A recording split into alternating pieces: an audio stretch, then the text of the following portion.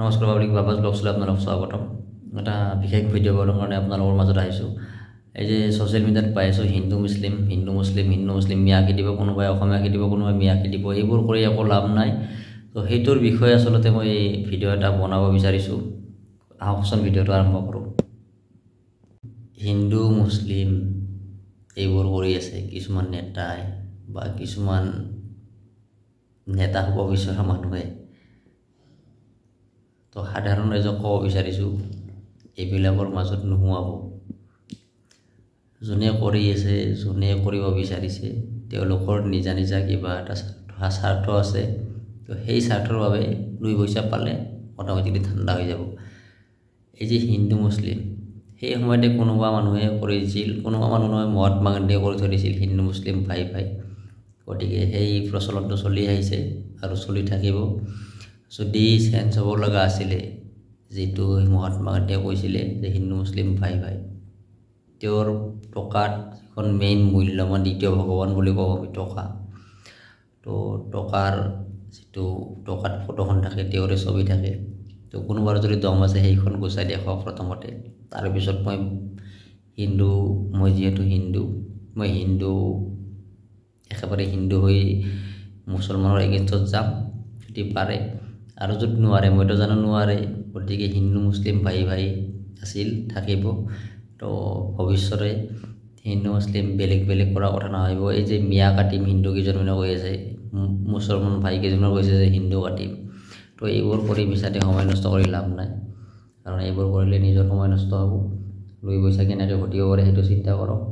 আজিকালি আৰু সেইদিন নাই যে হিন্দু এই 83 গুচি গৈছে, কেতিয়াবা হয় সেই সময়তে।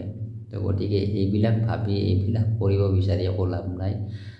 যদি মাথাত মাল আছে তেতিয়াহ'লে সাধাৰণ ৰাইজক কৈছোঁ, যিখিনি সেই 2-এটা লিডাৰক ছাপোৰ্ট কৰি আছে, হিন্দুখিনিৰ লিডাৰ বা মুছলমানখিনিৰ লিডাৰ, তো সেইটোৰ মাজত সোমাই পেলাই একো লাভ নাই। এইটো মোৰ সহ্য হোৱা নাই আচলতে, যে হিন্দু মুছলিম বাৰে বাৰে কৰি আছে। এইবিলাক কৰি লাভ নাই। গতিকে নিজৰ কামত ব্যস্ত থাকক, নিজে কিবা উপাৰ্জন কৰিবলৈ চেষ্টা কৰক, নিজৰ ঘৰখনক ভাল কৰিবলৈ চেষ্টা কৰক। এইবোৰ কৰি একো লাভ নাই, মিছাতে খাম খেলি হ'ব। এইবোৰ যদি হয়, কিছুমানে যদি কৰে, আপোনালোকে যদি ছাপোৰ্ট দিয়ে সাধাৰণ ৰাইজে যে হিন্দু মুছলিম কৰিব বিচাৰিছে, এইটো কৰিব পাৰিব। সাধাৰণ ৰাইজৰ বলতহে কৰিব পাৰিব।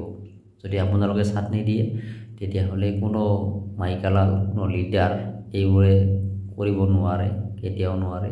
গতিকে আপোনালোকে সাধাৰণ ৰাইজখিনিৰ কথা কৈছোঁ, তেওঁলোকে কেতিয়াও এনেকুৱা লিডাৰক ছাপোৰ্ট নকৰিব, হিন্দুত্বৰ ছাপোৰ্ট নকৰিব, মুছলমানৰ ছাপোৰ্ট নকৰিব। চ' ভাই ভাই নহ'লেও ঠাই হয়তো চবে চলি আছে। গতিকে 2 টকা ইনকাম কৰাৰ কাৰণে চেষ্টা কৰক। মিছাতে এইবোৰ লাগি পেলাই লাভ নাই, হিন্দু মুছলিম কিবা কৰি লাভ নাই। বহুত আছে, তাৰে মাজত বেলেগ এটা জাতি আহি পেলাই কিবা এটা কৰি আছে, সেইটো আপোনালোকে গমে পোৱা নাই চাগে। গতিকে নিজৰ কথাটো নিজে চিন্তা কৰক। এইবোৰ কৰিলে সাধাৰণ ৰাইজৰ বহুত ডাঙৰ ডিষ্টাৰ্ব হ'ব, বস্তুৰ দাম বাঢ়িব, মানুহ মৰিব। এইবোৰ কৰি একো লাভ নাই। এইবোৰ আমি কৰিব লাগে আচলতে, এইবোৰ মোৰ নিচিনা ল'ৰাই কৰিব লাগে আচলতে। কিয় কোৱা কাৰণে কৈ আছোঁ, 1.5 পৰা 2 কোটি টকা নষ্ট কৰি আহি পেলাই গুৱাহাটীত কাম কৰি আছোঁ। কুকুৰৰ নিচিনা কষ্ট কৰি আছোঁ, কাৰো তলত কৰা নাই, নিজৰ দমত কৰি আছোঁ যি কৰিছোঁ। বহুত পইচাৰ কেনেকুৱা মূল্য এইটো মই বুজি পাওঁ বা বুজি পোৱা হৈছোঁ। গতিকে এইবোৰ নকৰিব, নিজে কেনেকৈ চলিব পাৰে সেইটো চিন্তা কৰক। আৰু বাকী যে ক'লোঁ মই 2 কোটি 1.5 কোটি টকা নষ্ট কৰি আহি পেলাই গুৱাহাটীত সোমাই আছোঁ, কাম কৰি আছোঁ নিজৰ দমত। এইটো ভিডিঅ'ৰ পিছত বনাম বাৰু, কেনেকৈ কি কৰি আছোঁ বা কেনেকৈ কি হ'বলগীয়া হৈছে। মোৰ কিবা এটা ভুল হৈছিলে, তাৰ ফলত আজি কষ্ট পাই আছোঁ।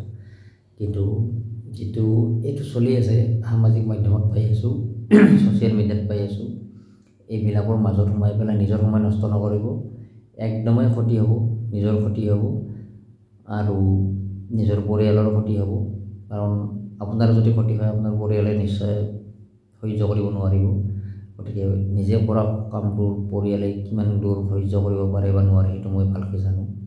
গতিকে এইবোৰ কৰি লাভ নাই, নিজৰ কাম নিজে কৰক, 2 পইচা ঘটিবৰ কাৰণে চিন্তা কৰক, নিজৰ পৰিয়ালক ভালকৈ ৰাখিবৰ কাৰণে চিন্তা কৰক। এইবোৰৰ মাজত নোহোৱাব, নিজৰ কাম নিজে কৰি আগবাঢ়ি যাওক। এদিন এনেই চাকচেছ হ'ব। আৰু যিকোনো ধুমুহা, এইটো যিটো ধুমুহা আহিছে এটা ধুমুহা বুলি ক'লোঁ, বহুত ভিডিঅ' চাই পেলাই শিকিছোঁ বা নিজে নিজৰ অভিজ্ঞতা আছে। যে বুলি মানুহে কয়, ডাঙৰ ব্যক্তি এজনে কৈছিলে ধুমুহা আহিলে ধুমুহাৰ লগত আমি লাগিব নোৱাৰোঁ, ধুমুহা আহিলে আমি ঘৰত দৰ্জা মাৰি পেলাই সোমাই থাকোঁ ন। তো ঠিক তেনেকৈ এইটো ধুমুহা আহিছে, কোনোবাই কিবা কৈছে আহ্বান কৰি পেলাই মনে মনে থাকক, এইটো ধুমুহা গুচি যাব, তাৰপিছত ভাল দিন আহিব। পটকৈ কিবা এটা কোনোবা মানুহ এজনে কিবা কৈ দিয়াৰ পিছত তাৰ তলত নমি পেলাই কিবা এটা ডিচিশ্যন পটকৈ লৈ নল'ব, নিজৰ ক্ষতি হ'ব। চৰকাৰ আছে হিমন্ত বিশ্ব শৰ্মা, তেওঁ বহুত জনা মানুহ, পাৰ্চনেলি এইটো নাজানো, ৰাজহুৱাভাৱে যিখিনি পাইছোঁ সেইটো হিচাপত কৈছোঁ, তেওঁৰ ওপৰত বিশ্বাস আছে, চলি থাকক, কিবা এটা কৰিব পাৰিব। তেওঁ নহ'লেও বেলেগে কোনোবা কৰিব, কিন্তু তেওঁ যেতিয়া এতিয়া আছে তো তেওঁৰ ওপৰত বিশ্বাসে চলি থাকক, বা নিজাববীয়াকৈ নিজাকে চলি থাকক, নিজৰ কাম কৰি চলি থাকক, বেলেগৰ তলত চলিবৰ কাৰণে দৰকাৰ নাই। আৰু মানুহে যি কয় হিন্দু মুছলিম কিবা কিবি এইবোৰ কৰাৰ দৰকাৰ নাই, শান্তিপূৰ্ণভাৱে অসম শান্তিত আছে এতিয়া, নিজৰ কাম কৰি হেৰিত থাকক। আগতে 83 যেতিয়া আছিল এতিয়া মোবাইল নাছিল, একো নাছিল, এতিয়া যদি কিবা আপুনি কৰিব যায় মোবাইলত ফাঁচি যাব, কোনোবা কেমেৰা কৰিবই, গতিকে এইবিলাক কৰাৰ কোনো দৰকাৰ নাই, নিজৰ কাম কৰি যাওক। মনত কিবা এটা খেলিল ভিডিঅ' চাই পেলাই ছ'চিয়েল মিডিয়াত, সেইকাৰণে ভিডিঅ'টো বনালোঁ। যদি মোৰ কিবা ভুল হৈছিল, ভুল বুলি নলৈ পেলাই বুজাৰ আকাৰত গৈ যদি কিবা ভুল থকা হ'লে আপুনি ক্ষমা কৰি দিব। মোৰ উদ্দেশ্য ভিডিঅ'টো বনোৱা এইখিনি আছিল যে মানুহক সজাগতা কৰি দিব পাৰোঁ, আৰু মানুহে নিজৰ কামখিনি নিজে ভালকৈ কৰিব পাৰে, তাতে মই সুখী হ'ম। ধন্যবাদ।